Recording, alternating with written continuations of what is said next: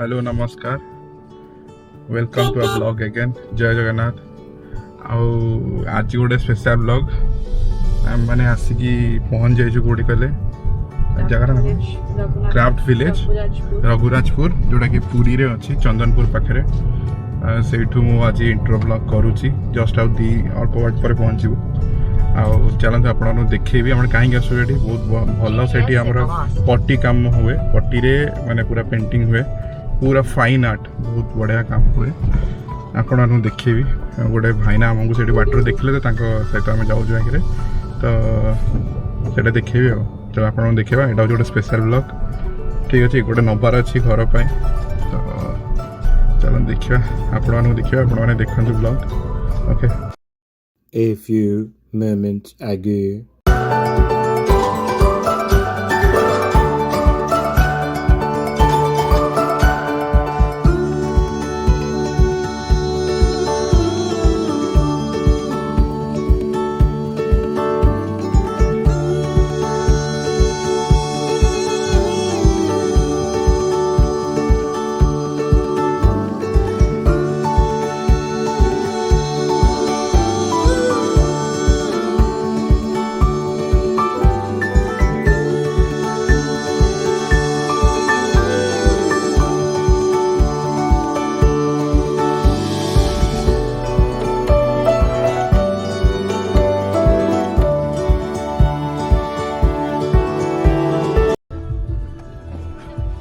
भाई ये जो क्राफ्ट विलेज अच्छी सेटा को बड़े आगोटा आगो लेफ्ट साइड पड़े एपटे जोटा अछि सेटा न अल्प हां धन्यवाद धन्यवाद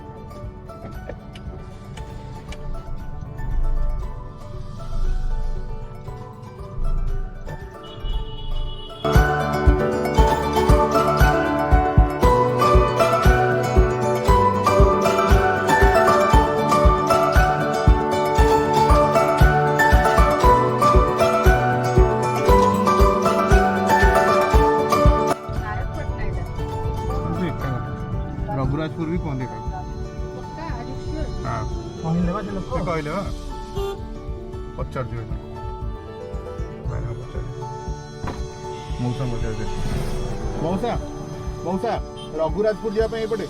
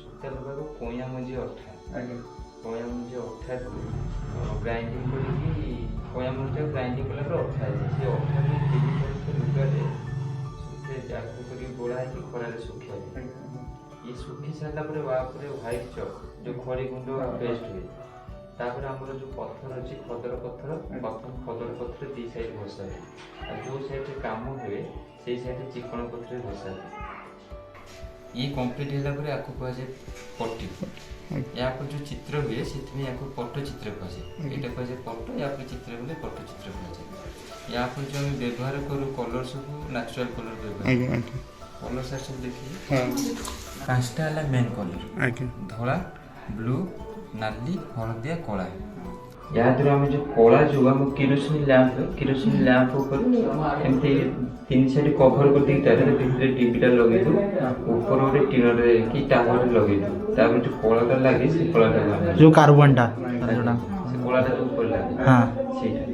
এইটা जो शिप गुंड शिप गुंड पानी पकावे पानी को क्योर करे ସେଇଟା ନୁହେଁ ଶିପ ମାନେ ଯୋଉ ଶଙ୍ଖ ଯୋଉ ଯୋଉ ସମୁଦ୍ର ସେ ଯୋଉ ସେଇଟା ଆଜ୍ଞା ତାର ଗୁଣ୍ଡ ଏଇଟା ଯୋଉ ହ୍ୱାଇଟ ଏଇଟା ହେଲା ଆମର ଗୋଟେ ନୀଳ ଗଛ ଅଛି ନୀଳ ଗଛ ଗୋଟେ ଅଛି ତାର ଫୁଲଟାକୁ ସେଟାରେ ପ୍ରୋସେସିଂ କଲା ପରେ ଏଟା ପୁରା ହାର୍ଡ ହେଇଯାଏ ହାତ କଳା ଓକେ ଆମର ଏଇଟା ହେଲା ହଳଦିଆ ହେଲା ହରିତାଲ ପଥର କୋଉ ପଥର ହରିତାଲ ପଥର ସେଟା କୋଉଠୁ ଆଣୁଛନ୍ତି ଆମର ଷ୍ଟୋନ ଯେତେ ପଥର ଯେ ମାନେ ସେଟା କୋଉଠୁ ଆଣୁଛନ୍ତି ମାନେ କ'ଣ କେମିତି ସେଟା କହୁଛେ এইটা ହେଲା ଆମର ହିଙ୍ଗୁଳ ପଥର ନା ଦିଆଯାଏ ଏଇ ପାଞ୍ଚଟା ହେଲା ମେନ୍ ସେତେବେଳେ କ'ଣ ଥିଲା ପଥର ଆଣିକି ତାକୁ ଘଷିକି ଘରେ ଗ୍ରାଇଣ୍ଡିଂ ପ୍ରୋସେସିଂ କରି ପାଉଡର କରୁଥିଲେ ଏବେ ଆଗେ ମାର୍କେଟରେ ମିଳିଯାଉଛି ଏଇ ପଥରର ରଙ୍ଗ ସମୟରେ ବି ସେଥିପାଇଁକା ଏବେ ପାଉଡର ମିଳିଯାଉଛି ଆମର ହେଲା କଇଁଥ ଗଛ ଅଠା ଇଏ କଇଁଥ ଗଛ କଇଁଥ ଗଛ ଜାଣିଥିଲେ ସେ ଗଛର ଅଠା ଇଏ ତାକୁ ୟାକୁ ଆମର ରଙ୍ଗକୁ ଆମ ସଢ଼େଇରେ ଘୋଳାବେ ଏଇ ଯୋଉ ଅଲଗା କଲର ଗୁଡାକ ତିନି ମାନେ ଅଧଘଣ୍ଟା ଭିତରେ ମାନେ ନାଲିଟାକୁ କଳାଟାକୁ ଛାଡ଼ି ଦେଇକି ଏଇ ତିନିଟାକୁ ଅଧଘଣ୍ଟା ଭିତରେ ମାଝିରେ ହେଇଯିବ କିନ୍ତୁ ଏଇଟାକୁ 45 ମିନିଟ୍ ହାତରେ ବସିବାକୁ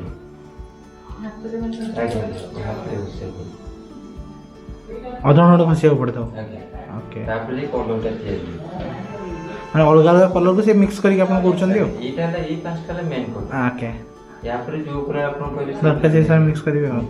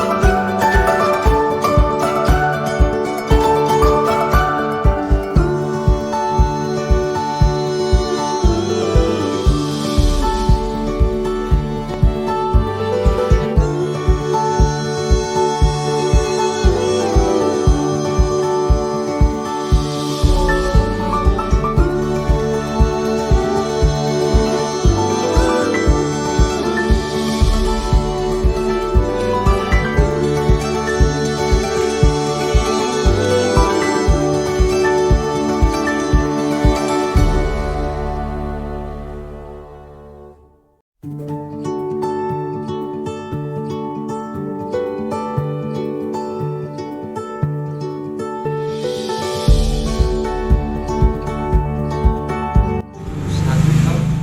ଶାଗୁକୁ ଗରମ କରିକି ହଁ ହାଲକା ଅଠା ହେଇଯାଏ ତାକୁ ପେଷ୍ଟ କରିକି ପ୍ଲାଏ ଉପରେ କାମ ସରିଲା ପରେ ଏତେ ଆମେ ଉଠେଇବୁ। କାମ ସରିଲା ପରେ ଉଠେଇ ଦେବେ ଆଜ୍ଞା ତାପରେ ଏଇଟା ନେଇକି ଯିଏ ଯାହା ବାଇଣ୍ଡିଂ କରିବ ଏଇସବୁ ଯେ ସେତିକି ପ୍ରାଇସ୍